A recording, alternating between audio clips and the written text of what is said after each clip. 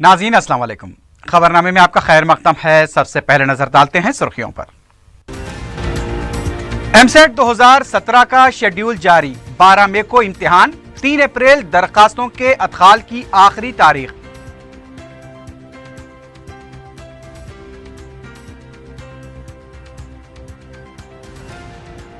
फलकनुमा और चंचलगुड़े में कायम किए जाने वाले डिग्री कॉलेजेस के ताल्लुक से सरकारी अहकाम जारी, अकबर ओवैसी की नुमाइंदगी पर हुकूमत का मुस्बित रद्द-ए-अमल।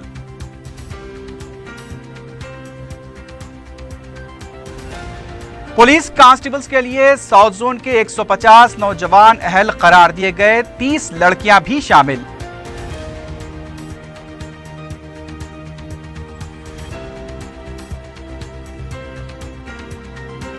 इम्तिहानात में बेकायदगियों का इल्जाम, डीजीपी ऑफिस पर नाकाम उम्मीदवारों का धरना, बेकायदगियों का इल्जाम रिक्रूटमेंट बोर्ड की जानिब से मुस्तरद।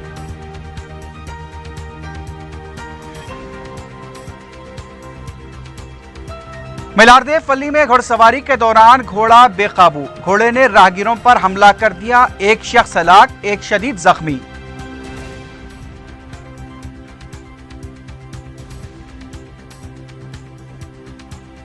घर की बहू को जिस्म फरोशी पर मजबूर करने वाली सास और शौहर गिरफ्तार, बहू की शिकायत पर एसआर नगर पुलिस की कार्रवाई।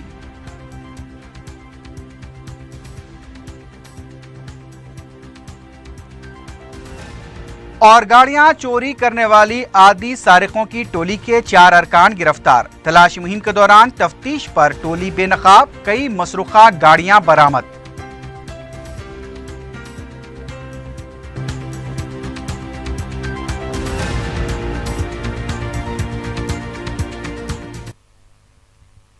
सुर्खियां आपने देखी है, बढ़ते हैं खबरों की तफसील की जानिब।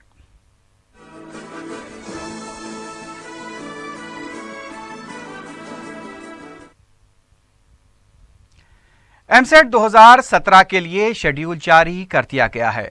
12 मई को एमसेट मुनक्किद होगा, 13 मई को इब्तिदाई की जारी की जाएगी। इंजीनियरिंग जुमरे के लिए 12 मई को सुबह 10 ता दोपहर 1 बजे इम्तिहान मुनक्किद होगा। दोपहर 2:30 बजे से 5:30 बजे तक एग्रीकल्चर का इम्तिहान मुनक्किद होगा। 3 मार्च से 3 अप्रैल तक दरखास्तें दाखिल की जा सकती हैं। 8 मई तक जुर्माने के साथ दरखास्तों के अदखाल के लिए सहूलत हासिल रहेगी। 27 फरवरी को एमसेट के लिए एलामिया जारी किया जाएगा।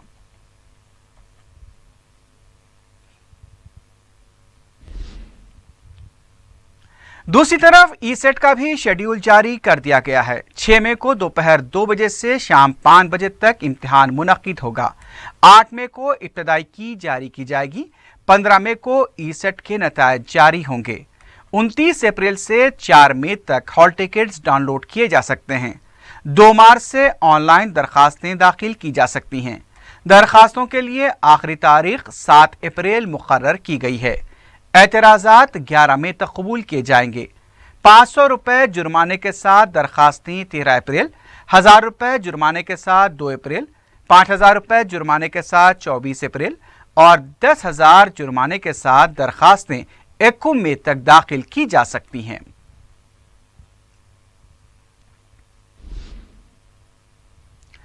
पुलिस कांस्टेबल्स के इम्तिहानात में साउथ जोन से 150 नौजवान अहल करार दिए गए हैं। DCP south zone V Satyanarayana ने बताया कि 150 नौजवानों में 30 लड़कियां भी शामिल हैं। उन्होंने बताया कि अहल उम्मीदवारों को तहनीत पेश की गई है। उनका कहना था कि आइंदा तकर्रात के लिए भी साउथ जोन पुलिस की तरफ से तरबियत फराहम की जाएगी। डीसीपी ने अहल उम्मीदवारों और उनके सरपरस्तों को मुबारकबाद दी।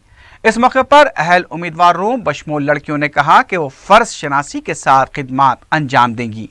उन्होंने दूसरी लड़कियों को भी मुलाजमतों के हसूल के लिए कोशिशें करने का मशवरा दिया। अहल उम्मीदवारों ने कहा कि वह समाज से जराइम के खात्मे और अवाम की खिदमत के लिए संजीदगी से अपनी जिम्मेदारी निभाएंगे।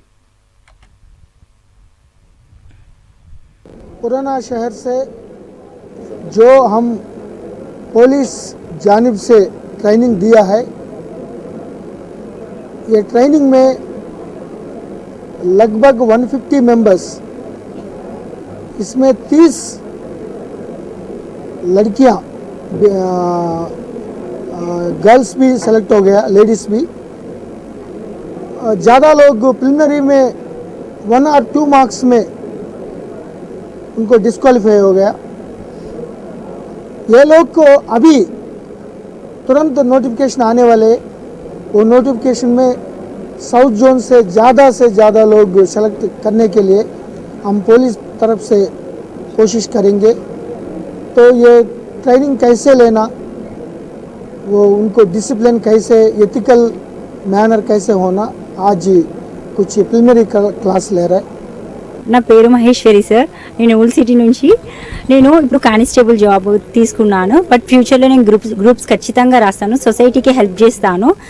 పేదవాళ్ళకి ఖచ్చితంగా హెల్ప్ చేస్తాను. ఎందుకంటే నేను వచ్చిన అక్కడి నుంచి కాబట్టి పోలీస్ వాళ్ళు నాకు చాలా సపోర్ట్ చేశారు. अस्सलाम वालेकुम, मेरा नाम नुसरत निसा बेगम है। मैं तालाब पट्टे की रहने वाली हूँ।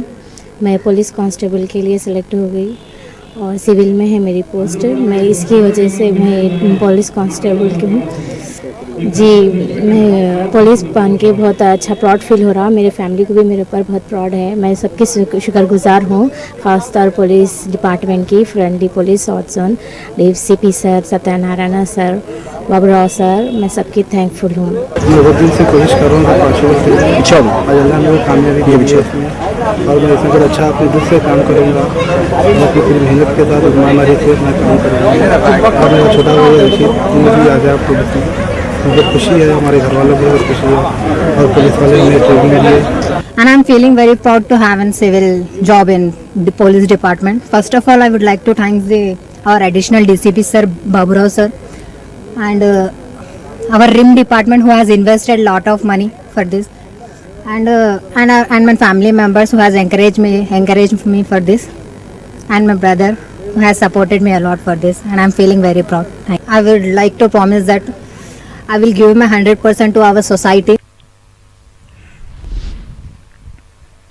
दूसरी तरफ कांस्टेबल के तखर्रुरात के लिए मुनक्कदा इम्तिहानात में बेकायदियों का इल्ज़ाम लगाते हुए नाकाम उम्मीदवारों ने DGP ऑफिस के रूबरू धरना दिया।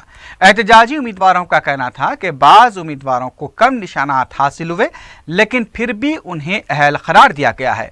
खातून उम्मीदवारों ने इल्ज़ाम लगाया कि ख़वातीन को 33% तहफ़्फ़ुज़ात की फराहमी का ऐलान किया गया था, लेकिन सिर्फ 10% तहफ़्फ़ुज़ात ही फराहम किए गए हैं। एहतजाजी उम्मीदवारों ने हुकूमत से इस मामले में मदाखलत करते हुए इंसाफ का मुतालबा किया है।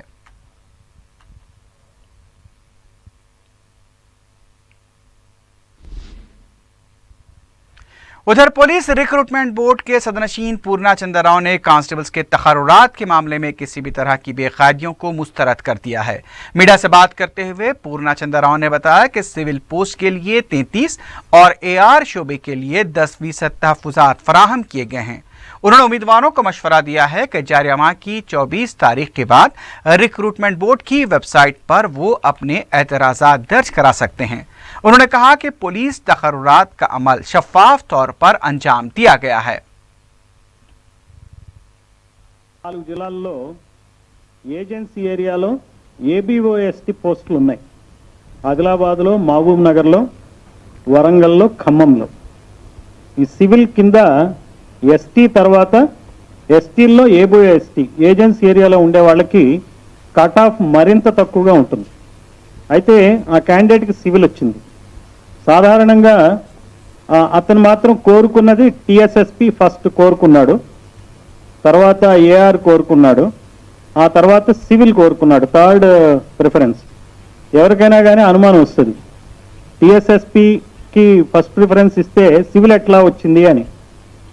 అయితే మార్కులను చూసి కంపేర్ చేసుకోవటంలో తక్కువ మార్కులు వచ్చినాయి కాబట్టి తనకు వచ్చిందనేటువంటి అభిప్రాయం ఏర్పడింది. అది వాయిస్ మెయిల్ కూడా విన్నాను నేను. అయితే ఆ కుర్రవాడు ABOST చెందినవాడు, అతని కట్ ఆఫ్ కన్నా పైనే ఉన్నాడు. అతను కాకుండా అతనికన్నా తక్కువ మార్కులు వచ్చిన వాళ్ళు ఇంకా 5 సెలెక్ట్ అయ్యారు ABOST కింద. సో ఆ ఇన్ఫర్మేషన్ పూర్తిగా నిరాధారం. ఇటువంటి ఇన్ఫర్మేషన్ క్యాండిడేట్స్కి వెళ్ళటం వలన క్యాండిడేట్స్లో అసంతృప్తి నెలకొనటం, ఫ్రస్ట్రేషన్ గురవటం, డిప్రెషన్ గురవటం జరుగుతుంది. దీనివల్ల ఏమవుతుందంటే రాష్ట్ర ప్రభుత్వం పెద్ద ఎత్తున నియామక ప్రక్రియ మొదలుపెట్టి ఈ మున్పెన్నడూ లేని విధంగా చరిత్రలో 4 हुकूमत ने हैदराबाद में आइंदा तालीमी साल से चलाए जाने वाले 2 नए डिग्री कॉलेजेस के क़याम के ताल्लुक से अहकाम जारी कर दिए हैं। मजलिस के कायदे मुकर्रना अकबरुद्दीन ओवैसी ने इस ताल्लुक से हुकूमत से पुरजोर नुमाइंदगी की थी। हुकूमत ने इस नुमाइंदगी पर मुस्बित रद्दअमल ज़ाहिर करते हुए 2 नए डिग्री कॉलेजेस के क़याम को मंजूरी देते हुए अहकाम जारी किए हैं। हुकूमत के अहकाम के मुताबिक एक college government junior college Falaknuma के अहाते में कायम किया जाएगा और दूसरा गवर्नमेंट जूनियर कॉलेज चंचलगुड़े के अहाते में है। इस मकसद के लिए हुकूमत ने 10 करोड़ रुपए मख्तस किए जाने को भी मंजूरी दे दी है।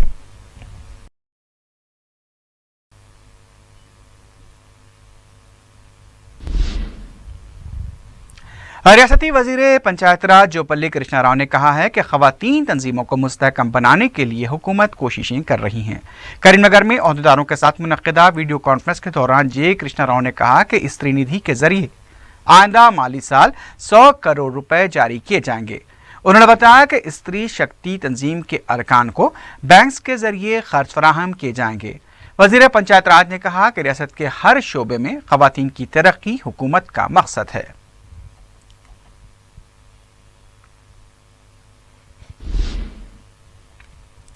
रियासती वजीर आबपाशी हरीश राव ने संगारेड्डी में ज्यादा 14 करोड़ रुपए की लागत से तामीर की जाने वाली पोर्ट रेड्डीपल्ली सड़क के तामीरी कामों का इफ्तिताह अंजाम दिया।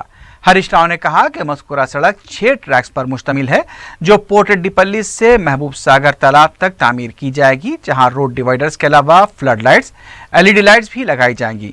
सड़क के दोनों जानिब CC ड्रेन भी तामीर किए जाएंगे। रियासती हुकूमत संगारेड्डी टाउन की अहम शाहराहों को खूबसूरत बनाने के लिए इक़दाम कर रही है। उन्होंने बताया कि मियाँपुर से पोर्ट रेड्डीपल्ली संगारेड्डी चौराहा फीशा तक 45 करोड़ रुपए की लागत से 6 लाइन्स की सड़क भी तामीर की जाएंगी। उन्होंने बताया कि गुज़िश्ता 60 सालों में संगारेड्डी को नज़रअंदाज किया गया है। अलहदा रियासत तेलंगाना की तश्कील के बाद 2.5 साल में संगारेड्डी में 30 करोड़ रुपए की लागत से सड़कों की तामीर की गई है। मजलिस की नुमाइंदगी पर हल्का असम्बली मलकपेट की 7 मुस्तहक लड़कियों के सरपरस्तों में शादी मुबारक स्कीम के तहत रकमी इमदाद के चेक हवाले किए गए। रुकन असम्बली मलकपेट अहमद बलाला की तरफ से इस सिलसिले में संजीदगी के साथ नुमाइंदगी की गई थी और उनके सरपरस्तों में 51,000 रुपये फीकस के हिसाब से रकमी चेक हवाले किए गए। इस मौके पर चार मीनार के MRO भी मौजूद थे।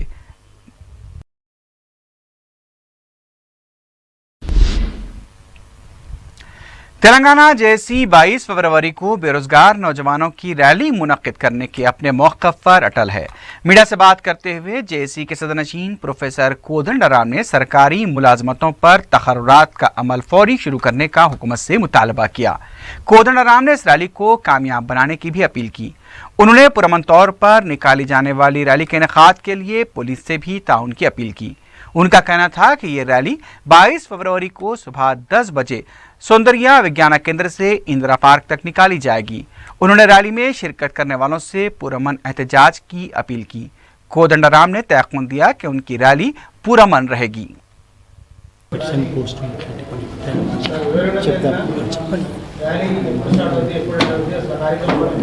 ఉదయం 10 గంటలకు సుందరయ్య విజ్ఞాన కేంద్రం బాగలింగపల్లిలో ప్రారంభమై ఈ ర్యాలీ ఇందిరా పార్క్ వద్ద ముగుస్తుంది. ఇందిరా పార్క్ వద్ద ఒక చిన్న సభ జరిపిన తర్వాత కార్యక్రమాన్ని ముగించాలని అనుకుంటున్నాం.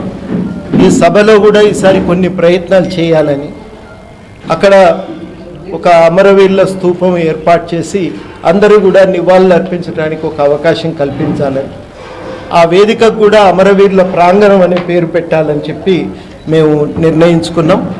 అదేవిధంగా అమరవీరుల ప్రాంగణం అని పేరు పెట్టడమే కాకుండా అమరవీరుల స్తూపాలు ఏర్పాటు చేసి నివాళులు అర్పించడానికి అవకాశం కల్పిస్తాం. कांग्रेस रुकन असम्बली जीवन रेड्डी ने कहा है कि रियासती हुकूमत तालीमी शोबे को नज़रअंदाज कर रही है। मीडिया से बात करते हुए जीवन रेड्डी ने कहा कि दूसरी रियासतों में शोबे तालीम के लिए 15% बजट मख्तस किया गया है, जबकि तेलंगाना में सिर्फ 8% बजट मख्तस किया गया है। सरकारी मुलाजमतों पर तक़र्रुरात से मुताल्लिक़ जीवन रेड्डी ने कहा कि सिर्फ कागज़ पर एलामिया जारी किया जा रहा है। उन्होंने कहा कि बेरोजगार नौजवानों को रैली की इजाजत ना देना मुनासिब नहीं है। उन्होंने सवाल किया कि क्या ये जमहूरियत है या डिक्टेटरशिप।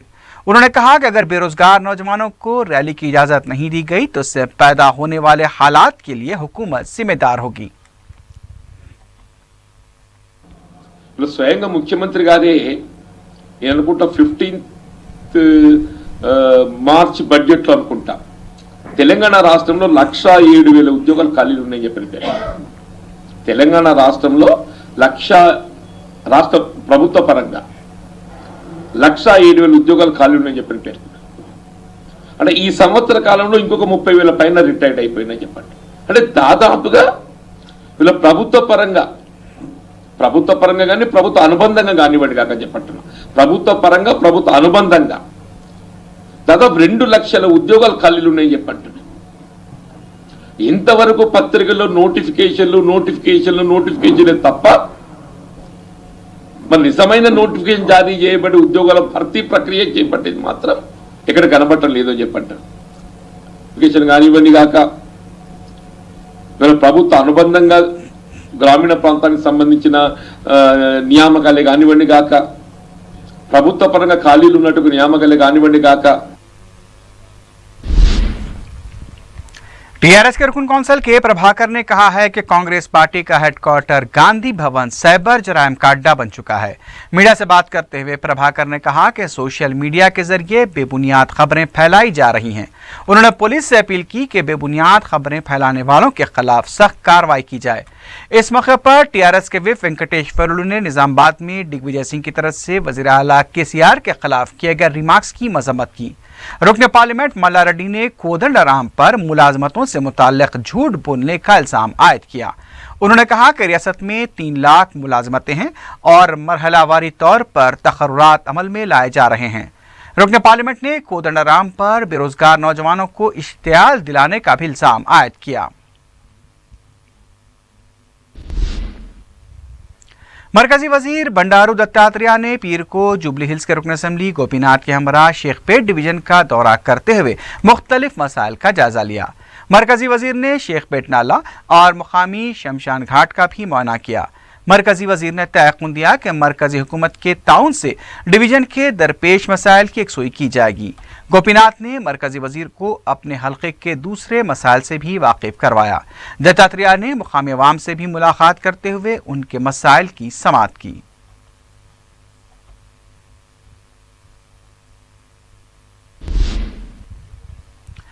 वक्फ बोर्ड के अहदेदारों ने आलमगीरी मस्जिद गुटला बेगमपेट की मौकूफा अराजी पर गैर मजाज तामीरात को मुनहद्दम कर दिया। मज़कूरा अराजी 9.17 एकड़ है, जिस पर 28 बिल्डर्स गैर कानूनी तौर पर कब्जा करके तामीरात कर रहे थे।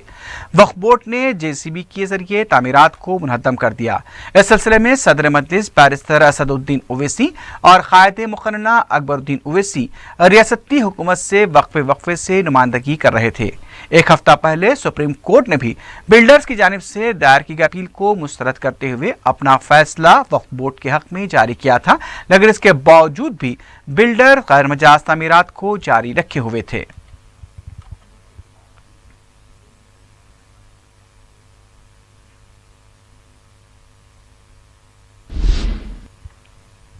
मास्टर्स एथलेटिक एसोसिएशन की तरफ से 21 फरवरी को 38वें नेशनल मास्टर्स एथलेटिक चैंपियनशिप का इनेकाद अमल में लाया जा रहा है। रियासती वज़रा ईटेला राजेंद्र और पद्माराव के अलावा मेयर बी राम मोहन इसका इफ्तिताह अंजाम देंगे।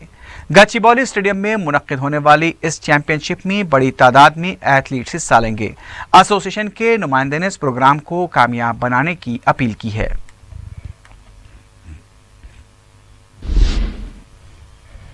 हैदराबादी क्रिकेट शायकीन के लिए खुशी की खबर है। शहर से ताल्लुक़ रखने वाले तेज गेंदबाज मोहम्मद सिराज को IPL के 10वें सीजन के लिए सनराइजर्स हैदराबाद ने 2 करोड़ 60 लाख रुपए में हासिल किया है। हालिया रणजी ट्रॉफी मैचेस में मोहम्मद सिराज ने मौसर गेंदबाजी का मुजाहरा किया था। पीर को बेंगलुरु में खिलाड़ियों का हर्राज हुआ, जिसमें सनराइजर्स हैदराबाद ने मोहम्मद सिराज को बोली लगाकर हासिल किया। टीम इंडिया के साबिक़ खिलाड़ी इरफान पठान अभी तक किसी भी टीम की पसंद नहीं बन पाए हैं और ईशांत शर्मा को भी किसी ने हासिल नहीं किया है।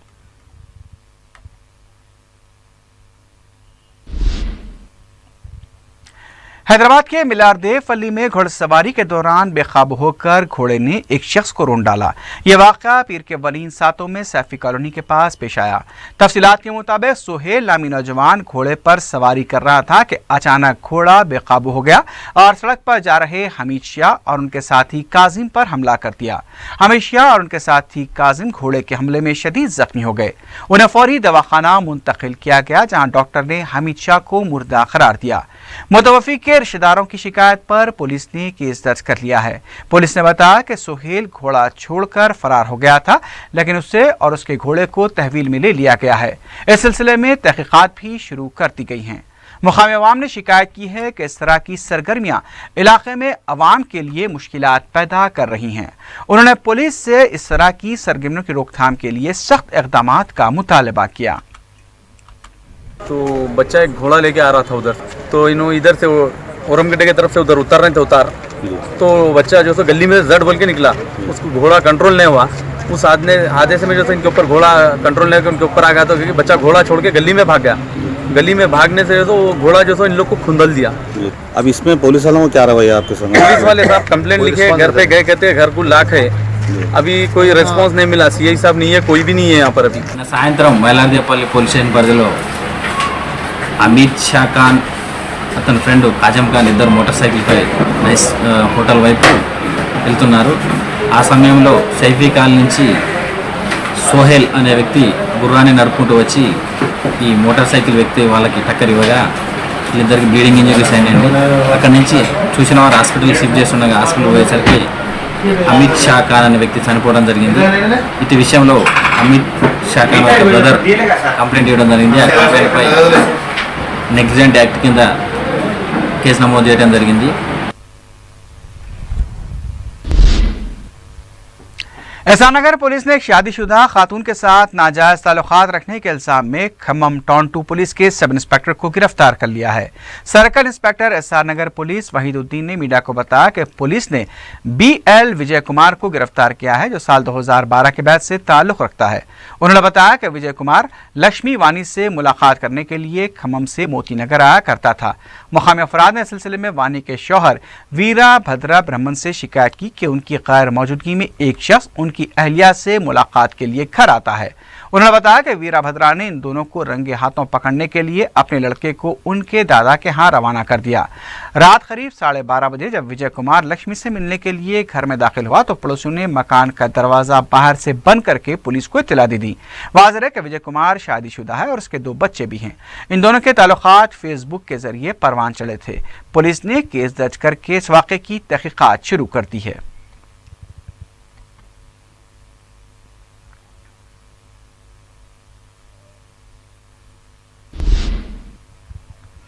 एहसान नगर पुलिस ने खातून को जिस्म फरोशी के लिए मजबूर करने वाले शौहर और सास को गिरफ्तार कर लिया है। तफसीलात के मुताबिक अचमपेट महबूबनगर के रहने वाली 20 साल अनीता की शादी 4 साल पहले ब्राह्मणवाड़ी बोराबंडा के रहने वाले शंकर के साथ हुई थी। इन दोनों को एक लड़की भी है। शंकर और उसकी वालदा उमा ने जो लड़कियों से जिस्म फरोशी का कारोबार करवाते हैं, अनीता को भी जिस्म फरोशी के लिए दबाव डालने लगे। अनीता ने इस सिलसिले में एहसान नगर पुलिस में शिकायत दर्ज करवाई। पुलिस गिरफ्तारशुदा अफराद से पूछताछ कर रही है।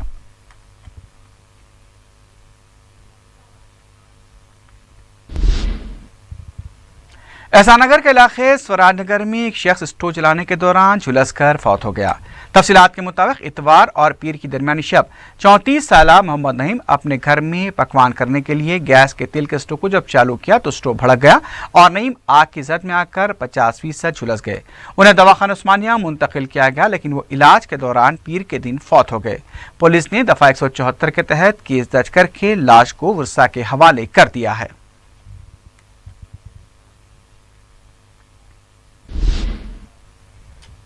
शमशाबाद CCS और राजेंद्र नगर पुलिस ने गाड़ियों का सरखा करने वाली टोली के 4 अरकान को गिरफ्तार कर लिया है। DCP शमशाबाद ने मीडिया से बात करते हुए बताया कि सिगुरिव मानिकराव 5 साल से गाड़ियों के सरखे की वारदातों में मुलविस था। 2012 में भी उसे 2 गाड़ियों के सरखे के इल्जाम में गिरफ्तार किया गया था। वो महाराष्ट्र में भी सरखे की वारदातें अंजाम दे चुका है। पुलिस जब आरामगढ़ चौराहे के पास तलाशी मुहिम में मसरूफ थी एंड उसी वक्त एक बोलेरो गाड़ी को रोककर दस्तावेजात की जांच की कोशिश की गई तो ड्राइवर सुग्रीव ने फरार होने की कोशिश की, लेकिन उससे फौरी पकड़ लिया गया। पूछताछ पर उसने सरके की वारदातें अंजाम देने का एतराफ किया। इस टोली के दीगर अरकान श्रीनिवास, प्रदीप रेड्डी और आरिफ को भी पुलिस ने गिरफ्तार कर लिया। बताया कि टोली मसरूखा गाड़ियों के पार्ट्स फरोख्त किया करती थी, जबकि बाज गाड़ियों के नकली दस्तावेजात बनाकर भी फरोख्त किया गया था। पुलिस ने टोली के कब्जे से 2 बोलेरो पिकअप्स, 2 कॉलेज गाड़ियां, 3 Bajaj 7 seater autos, 1 Maruti mini van के अलावा 7 7 सीटर ऑटोस के पार्ट्स भी जब्त किए हैं। चारों सारकीन को अदालती तहवील में दे दिया गया है। दोनों पुराना ऑफेंडर है। इससे पहले वो 4 केसेस में जेल भी जाके आया।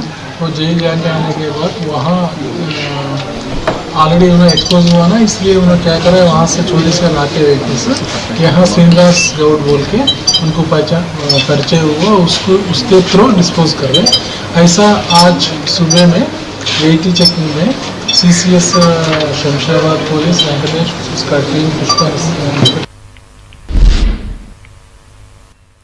आखिर में सुर्खियों पर एक बार फिर नजर डालते हैं। एमसेट 2017 का शेड्यूल जारी, 12 मई को इम्तिहान, 3 अप्रैल दरखास्तों के अदखाल की आखिरी तारीख।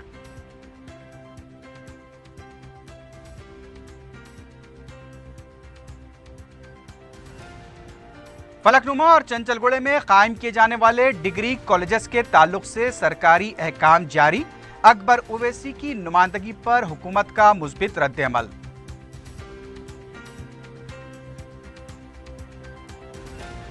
पुलिस कांस्टेबल्स के लिए साउथ जोन के 150 नौजवान अहल करार दिए गए, 30 लड़कियां भी शामिल।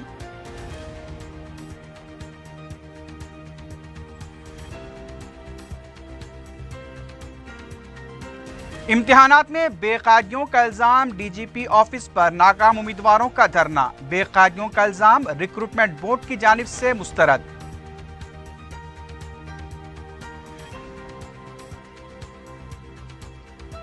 मिलारदे फली में घुड़सवारी के दौरान घोड़ा बेकाबू, घोड़े ने राहगीरों पर हमला कर दिया, एक शख्स हलाक, एक शदीद जख्मी।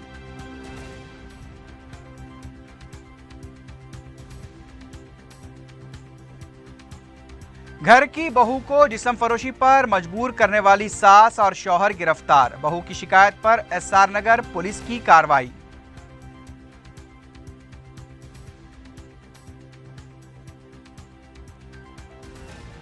और गाड़ियां चोरी करने वाली आदि सारिकों की टोली के 4 अरकान गिरफ्तार, तलाशी मुहिम के दौरान तफ्तीश पर टोली बेनकाब, कई मसरूखा गाड़ियां बरामद।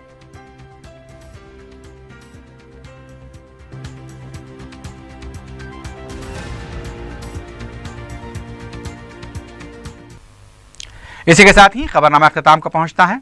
अल्लाह हाफिज।